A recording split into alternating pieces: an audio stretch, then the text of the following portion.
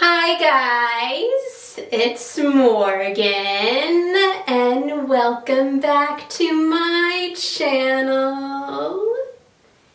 Today I'm going to be talking about the movie Wicked for Good. Now, if you haven't seen Wicked for Good, there will be spoilers in this review. So stop watching if you don't want to be spoiled. So here's my review for the movie Wicked for Good. I want to start off by saying that I loved both of the original songs that were written for the movie. And I thought that Cynthia Erivo and Ariana Grande did an amazing job singing them. While I was watching Elphaba sing There's No Place Like Home, I was thinking that the song was going to end with Elphaba convincing the animals not to leave Oz, and that they were going to join her in her fight against the wizard. And based on the way the animals were reacting while Elphaba was singing, it seemed like that was going to happen. But then the Cowardly Lion interrupted Elphaba and told the other animals not to listen to her, and accused Elphaba of taking him away from the only home he ever knew, even though if Elphaba hadn't done what she did, the Cowardly Lion would have never learned how to talk.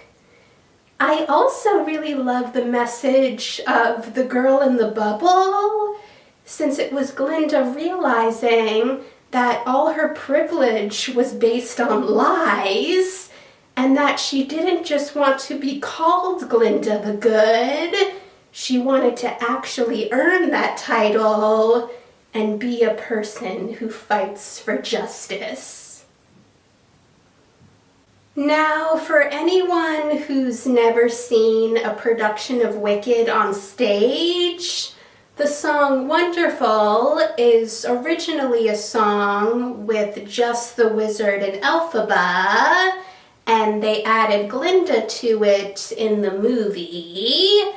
And when you think about it, that just makes what ends up happening after the song even more heartbreaking, since Glinda leaves to get ready for her wedding, thinking that everything's going to be okay, and that her, Elphaba, and the wizard are all going to work together.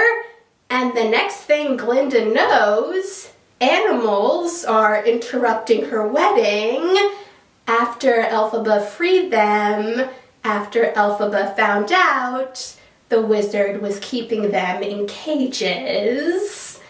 And then Glinda finds out about Elphaba and Fiero's feelings for each other. So Glinda goes from thinking that she got her best friend back to having her fiancé leave her for her best friend.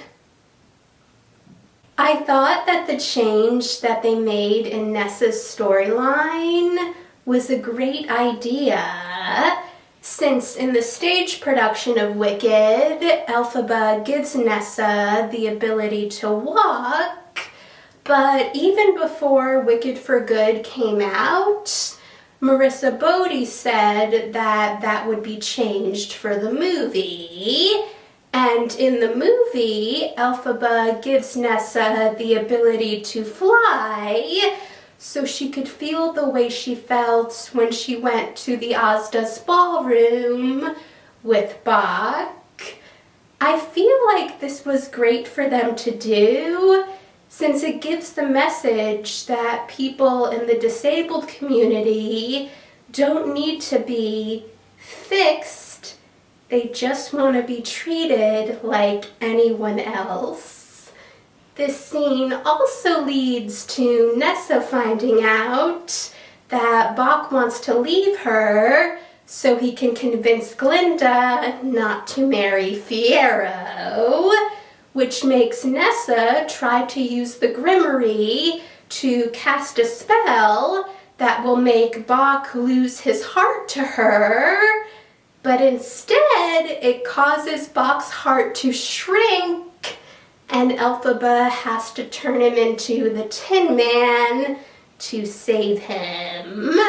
And after Boq realizes what happened, and he asks Nessa what she did to him, Nessa blames Elphaba, even though if Elphaba didn't do what she did, Boq would have died.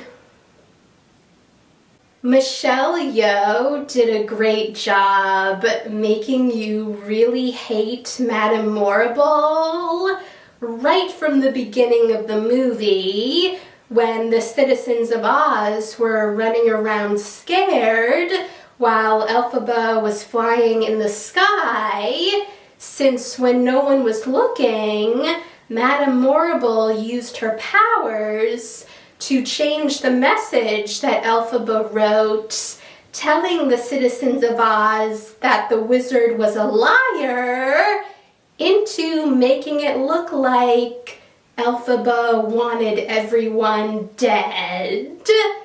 Between Madame Morrible and the wizard, it seemed like Madame Morrible was really the one who wanted Elphaba defeated, and the wizard just seemed upset about everything that happened. Since the only reason the wizard asked Dorothy and her friends to kill Elphaba and bring back her broomstick was because Madame Morrible told him to. So I was very proud of Glinda when she finally stood up to Madame Morrible and had the monkeys take her away. It's also really funny that Michelle Yeoh has been saying in interviews that if you take the initials of Madame Morrible, MM, and flip it upside down, it's WW, Wicked Witch. And I mean, it is true. Madame Morrible is the real Wicked Witch in Wicked. I liked the decision that was made to not show Dorothy's face in the movie. And to be honest, we see more of Dorothy in the movie than we do in the stage production of Wicked. Since in the stage production, we only see Dorothy's shadow during the melting scene, but in the movie, we see Dorothy's feet after she gets Nessa's shoes, her back, and her shadow, and her running by really quickly while Glinda is watching Dorothy melt Elphaba from the closet. This made sense for them to do since this isn't Dorothy's story, and it also gives the audience the ability to imagine whoever they want as Dorothy. And I feel like for most people, that's Judy Garland. Even though we didn't see Dorothy's face, the actress who played her is Bethany Leaver. Even though I knew that Elphaba wasn't actually going to die, since I've seen Wicked on Broadway 3 times, it was still really heartbreaking seeing Elphaba and Glinda say goodbye to each other, especially considering the last thing that they say to each other is, "I love you." It was also really heartbreaking seeing them both crying when they were separated by the closet door. And considering that scene was improvised by Cynthia and Ariana, it just makes me believe even more that they were the perfect people to be cast in these roles. Now, I have seen people on social media say that Fiyero as the Scarecrow looks like Ryan Reynolds. And while I can kind of see it, it's definitely Jonathan Bailey.